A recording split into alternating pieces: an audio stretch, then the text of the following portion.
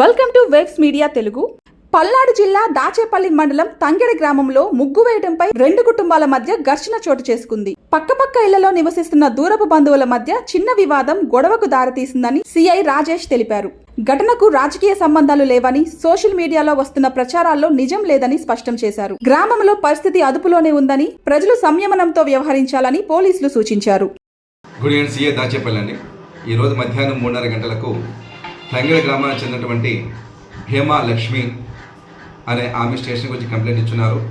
ఆమె అర్జీ మేరకు ఉదయం పూట ఆమె ముగ్గేసిన సమయంలో ఇంటి పక్కన వారికి ఈమెకు చిన్న ఘర్షణ జరిగినట్లు, అది మనసులో పెట్టుకుని మరలా అదే కమ్యూనిటీకి చెందినటువంటి ఇరువురు క్యాస్ట్ ఒకటేనండి సంబంధించినటువంటి వ్యక్తులు దూరబంధువులు ఆమె మీద దాడి చేశారని చెప్పారు.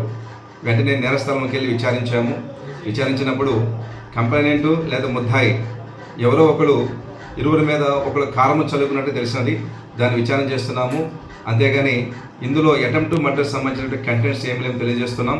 అదేవిధంగా కంప్లైంట్ని ముద్దాయిని విచారించిన తర్వాత పార్టీ పరమైనటువంటి కక్షలు కానీ గతంలో కేసులు కానీ ఏమీ లేవు. ఈ సంఘటనలో ఏ పార్టీకి సంబంధించినటువంటి ఘర్షణలు తలెత్తలేదని చెప్పేసి తెలియజేస్తున్నాం. Thank you.